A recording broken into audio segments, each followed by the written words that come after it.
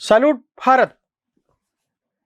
Salute ഭാരതിലെ നമ്മോടൊപ്പമുള്ളത് മുതിർന്ന മാധ്യമപ്രവർത്തകൻ Shri A ഹരികുമാറാണ്. Sir നമസ്കാരം. നമസ്തേ അയ്യപ്പദാസ്. സാർ, ഇന്ത്യയുടെ റഡാറിന് വളരെ ആവശ്യക്കാർ കൂടിയിരിക്കുന്നു എന്നൊരു ശുഭകരമായ വാർത്തയാണ് നമ്മൾ കേൾക്കുന്നത്. നല്ലൊരു വാർത്തയാണ്. നമ്മുടെ ഒരു ഉപകരണത്തിന് ഇത്രയും വാല്യൂ ഉണ്ടെന്ന് പറഞ്ഞു. അത് ഉക്രൈൻ വരെ എത്തിയിരിക്കുന്നു എന്നാണ് പറയുന്നത്. ഇത്തരത്തിൽ ഇന്ത്യൻ റഡാറിന് ഇത്രയും പ്രാധാന്യം ഉണ്ടായതിൻ്റെ അല്ലെങ്കിൽ ഇത്തരത്തിലൊരു കുതിച്ചു ചാട്ടത്തിൻ്റെ കാരണം എന്താണ്? ഒന്ന് പറയാമോ സാർ? ഇന്ത്യൻ റഡാറുകള് ലോകമെങ്ങും ഉപയോഗിക്കുന്നു എന്നുള്ള വിവരം ഈ കഴിഞ്ഞ ദിവസം നമ്മുടെ DRDOയുടെ മുൻ ചെയർമാനായിരുന്ന സമീർ വി കമത്താണ് അത് പുറത്തുവിട്ടത്. ഇന്ത്യൻ റഡാറുകൾ എക്സ്പോർട്ട് ചെയ്യുന്നു എന്നൊക്കെയുള്ള വാർത്ത നമുക്ക് അറിയാമായിരുന്നെങ്കിലും നമ്മൾ ഏതൊക്കെ രാജ്യങ്ങളിലേക്കാണ് ആ റഡാറുകൾ, മിലിറ്ററി റഡാറുകൾ നമ്മൾ കയറ്റുമതി ചെയ്തത് എന്നുള്ളതിന്റെ വിശദാംശങ്ങളൊന്നും സാധാരണ പൊതുവിടത്തിൽ ലഭ്യമല്ലായിരുന്നു. സമീർ വി കമ്മത്തിന്റെ ഒരു വെളിപ്പെടുത്തൽ വളരെ ഞെട്ടിക്കുന്നതായിരുന്നു. അതായത് യുക്രൈനിൽ വരെ ഇന്ത്യയുടെ റഡാറുകൾ എത്തിച്ചേർന്നിരിക്കുന്നു. യുക്രൈൻ റഷ്യക്കെതിരെ ഇന്ത്യയുടെ റഡാറുകൾ ഉപയോഗിക്കുന്നു എന്നുള്ള വാർത്ത പോലും എന്നുള്ള ഒരു സൂചന പോലും അതിൽ ഉണ്ടായിരുന്നു. അപ്പോ ഈ റഡാറുകൾ, ഇന്ത്യൻ റഡാറുകൾ കയറ്റി അയക്കുന്നത് യൂറോപ്പിലും ഏഷ്യയിലും ആഫ്രിക്കയിലുമുള്ള നിരവധി രാജ്യങ്ങളിലേക്ക് കയറ്റുമതി ചെയ്തിട്ടുണ്ട്. ഉദാഹരണത്തിന് Myanmar, Cameroon, Armenia, Egypt, Ukraine, Liberia തുടങ്ങിയ പല രാജ്യങ്ങളും ഇന്ത്യയുടെ സൈനിക റഡാറുകളാണ് ഉപയോഗിക്കുന്നത് എന്നാണ് സമീർ വി കമത്ത് പറഞ്ഞത്. ശരിക്കും അത് ഇന്ത്യയുടെ വളർന്നു വരുന്ന ശാസ്ത്ര സാങ്കേതിക മേഖലയുടെ ഒരു മികവും ഇന്ത്യയുടെ പ്രതിരോധ വ്യവസായത്തിന്റെ ഒരു മെച്യൂരിറ്റിയും സൂചിപ്പിക്കുന്ന ഒരു പ്രസ്താവനയാണ്.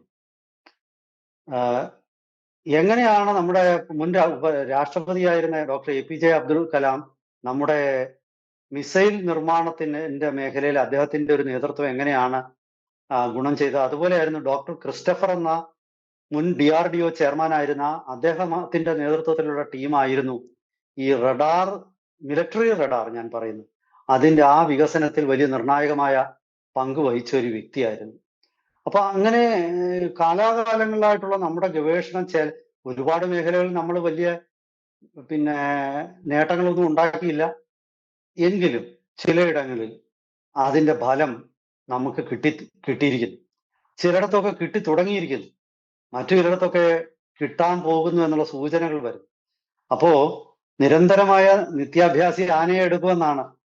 അപ്പോ നിരന്തരമായ പരിശ്രമം ഇന്ത്യക്ക് തീർച്ചയായിട്ടും വലിയ നേട്ടങ്ങൾ കൊണ്ട് തരുന്നു എന്നുള്ളതിന്റെ സൂചനയാണ്. ഈ സ്വാതി എന്ന വെപ്പൺ ലൊക്കേറ്റിംഗ് റഡാറാണ് എനിക്ക് തോന്നുന്നു ആദ്യം ഇന്ത്യ കയറ്റുമതി ചെയ്യാൻ തുടങ്ങിയത്. അതിന്റെ ആദ്യത്തെ ഉപഭോക്താക്കളിൽ ഒരാളായിരുന്നു അർമീനിയ. അസർബൈജാനും അർമീനിയയും തമ്മിൽ യുദ്ധം നടന്നപ്പോ കുറച്ചു കൊല്ലങ്ങളായി ആ യുദ്ധത്തിൽ അസർബൈജാനേക്കാൾ ആധുനിക ആയുധങ്ങളൊക്കെ ഉണ്ടായിരുന്ന രാജ്യമാണ് അർമീനിയ. പക്ഷെ അർമീനിയ ദൗർഭാഗ്യവശാൽ തോറ്റുപോയി. അത് അസർബൈജാന്റെ ഡ്രോണുകൾ ഒരു പ്രധാന ഘടകമായിരുന്നു. അതിൽ ഡ്രോൺ ഒരു യുദ്ധത്തെ എങ്ങനെ സ്വാധീനിക്കുമെന്ന് ലോകത്തെ പഠിപ്പിച്ച യുദ്ധമാണ് അസർബൈജാനും അർമീനിയയും തമ്മിൽ നടന്ന നൊഗോർണോ കറാബാഖ് യുദ്ധം. ആ യുദ്ധത്തിലെ തിരിച്ചടികൾക്ക് ശേഷം അർമീനിയ ഇന്ത്യയെ ഒരുപാട് ആശ്രയിച്ചു. ആദ്യമായിട്ട് അവർ വാങ്ങിച്ചത് ഈ സ്വാതി വെപ്പൺ ലൊക്കേറ്റിംഗ് റഡാറാണ്. എതിരാളിയുടെ പീരങ്കിയും എതിരാളിയുടെ ടാങ്കുകളെയും ഒക്കെ കൃത്യമായിട്ട് ലൊക്കേറ്റ് ചെയ്യാൻ അവർക്ക് അതുകൊണ്ട് സാധിച്ചു. അത് അവർക്കൊരു വലിയ തിരിച്ചറിവായി. ഇന്ത്യൻ ആയുധങ്ങളിലുള്ള വിശ്വാസം അവർക്ക് വർദ്ധിച്ചു. അപ്പൊ ഇന്ത്യയുടെ റഡാറുകൾ അവിടം തൊട്ടാണ് തുടങ്ങുന്നതെന്ന് എനിക്ക് തോന്നുന്നു. അങ്ങനെ ആ റഡാറുകൾ വന്നതിന് ശേഷം ഇപ്പോഴേ ഇന്ത്യയുടെ ഈ വ്യോമ മേഖലയിൽ ഉപയോഗിക്കുന്ന റഡാറുകൾ, ആ റഡാറിന് വലിയ ഡിമാൻഡ് ലോകമെല്ലാം വന്നു കഴിഞ്ഞു. Su-30 MKI നമുക്കറിയാം, നമ്മുടെ ഇന്ത്യയുടെ ഏറ്റവും പ്രധാനപ്പെട്ട യുദ്ധവിമാനമാണ്. ഇന്ത്യയുടെ വ്യോമസേനയുടെ നട്ടല്ല. ഇത് ചൈന ഉപയോഗിക്കുന്നുണ്ട്, ഇന്തോനേഷ്യ ഉപയോഗിക്കുന്നുണ്ട്, ലോകത്തിലെ പല രാജ്യങ്ങളും 30ഓളം രാജ്യങ്ങൾ Su-30 MKI വിമാനം ഉപയോഗിക്കുന്നു.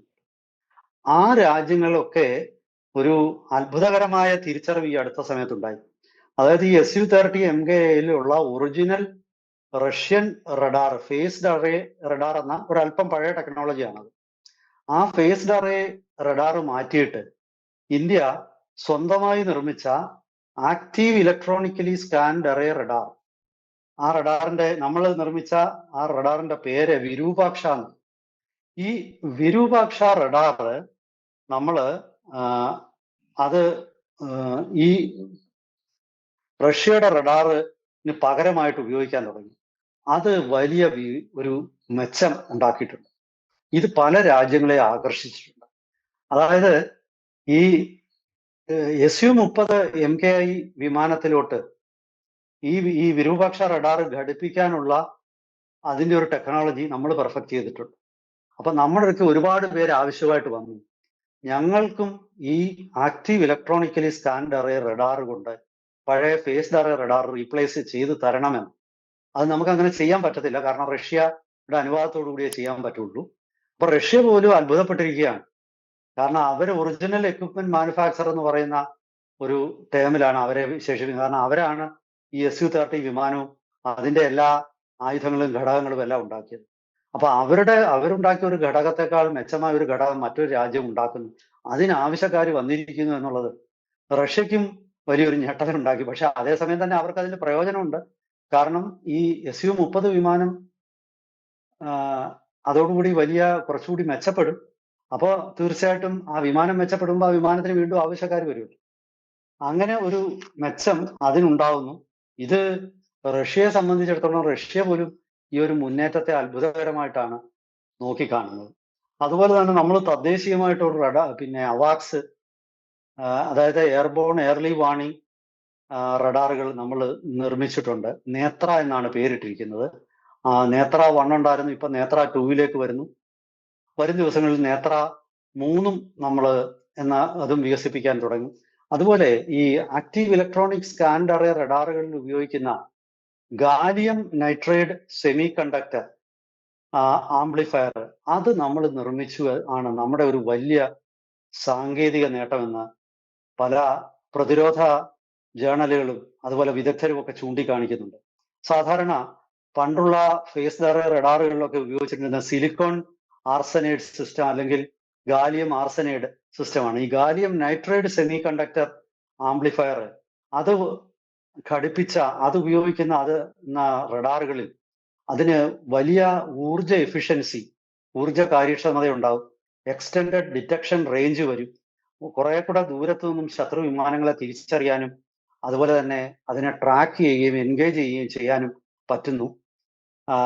അതുപോലെ കൂടുതൽ ദൂരത്തേക്ക് സിഗ്നലുകൾ, വളരെ വ്യക്തവും കൃത്യവുമായ സിഗ്നലുകൾ കൂടുതൽ ദൂരത്തിലേക്ക് ട്രാൻസ്മിറ്റ് ചെയ്യാൻ പറ്റുന്നു. ഇതൊക്കെ ഈ ഗാലിയം നൈട്രൈഡ് ടെക്നോളജി ഉപയോഗിക്കുന്ന എയ്സാർ റഡാറുകളുടെ പ്രത്യേകതയാണ്. പിന്നെ മാത്രമല്ല, ഈ gallium nitride semi conductor amplifier ഉപയോഗിക്കുന്ന എയ്സാർ റഡാറുകളുടെ സൈസ് കുറച്ചുകൂടെ ചെറുതാണ്. അപ്പൊ അത് ഒരു വിമാനത്തിൽ അത് ഘടിപ്പിക്കുമ്പോൾ ആ വിമാനത്തിന് കുറച്ചുകൂടി അനായാസമാണ്. വിമാനത്തിൽ ഉപയോഗിച്ചിരിക്കുന്ന ഭാരം കുറച്ചുകൂടെ കുറഞ്ഞിരിക്കുകയാണ്. അപ്പം ഇത്തരം കണ്ടുപിടുത്തങ്ങൾ അതൊക്കെ വളരെ വേഗത്തിൽ നടന്നിട്ടുള്ള ഒരു മുന്നേറ്റങ്ങളാണ്.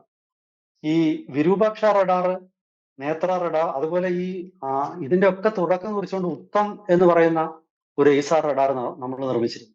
ഈ ഉത്തം എയ്സാർ റഡാർ ആണ് നമ്മൾ ഇനി വരുന്ന ദിവസങ്ങളിൽ നമ്മുടെ ലൈറ്റ് കോമ്പാറ്റ് എയർക്രാഫ്റ്റ് തേജസ്സിൽ ഉപയോഗിക്കാൻ പോകുന്നത്.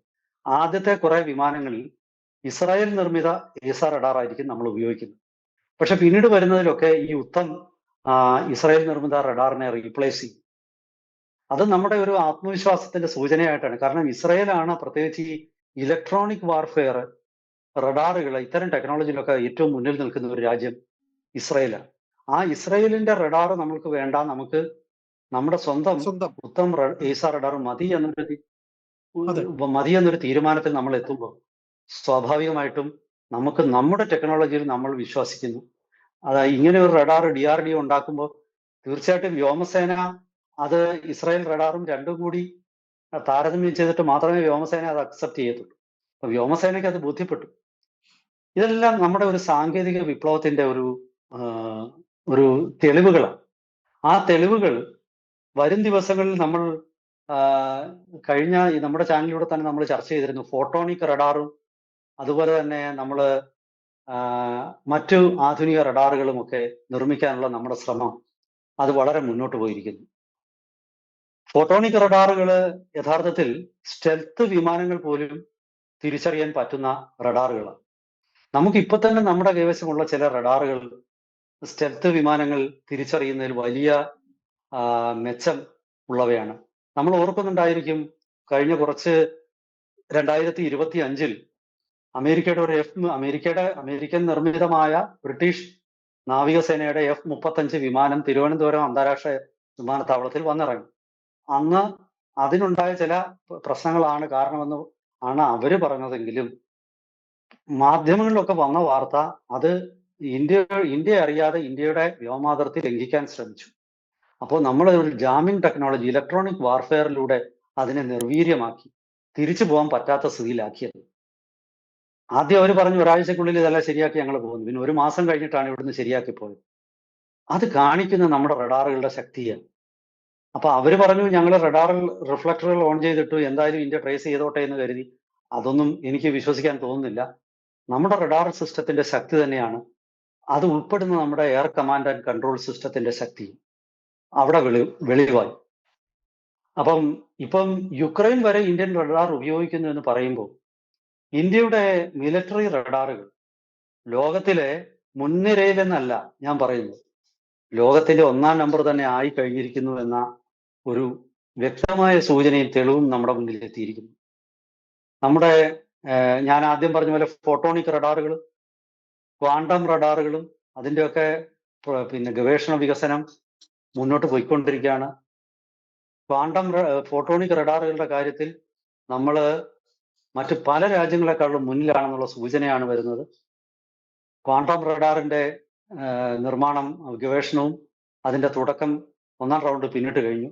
വരും ദിവസങ്ങളിൽ ഇന്ത്യയുടെ റഡാറുകൾ ലോകത്തിലെ എല്ലാ രാജ്യങ്ങളും ഇതിനുവേണ്ടി ക്യൂ നിൽക്കുന്ന ഒരവസ്ഥയിലേക്ക് കാര്യങ്ങൾ എത്തും എന്നൊരു സൂചനയാണ് നമ്മുടെ ഈ റഡാർ വികസനം അതുപോലെ അതനുബന്ധിച്ചിട്ടുള്ള വാർത്തകളും നൽകുന്നത്. കൂടുതൽ വിശദാംശങ്ങളും വിശകലനങ്ങളുമായിട്ട് വരും ദിവസങ്ങളിൽ വീണ്ടും പ്രേക്ഷകരുടെ മുന്നിലെത്താം. അതുവരെ എല്ലാവർക്കും നമസ്കാരം. നന്ദി. Thank you sir.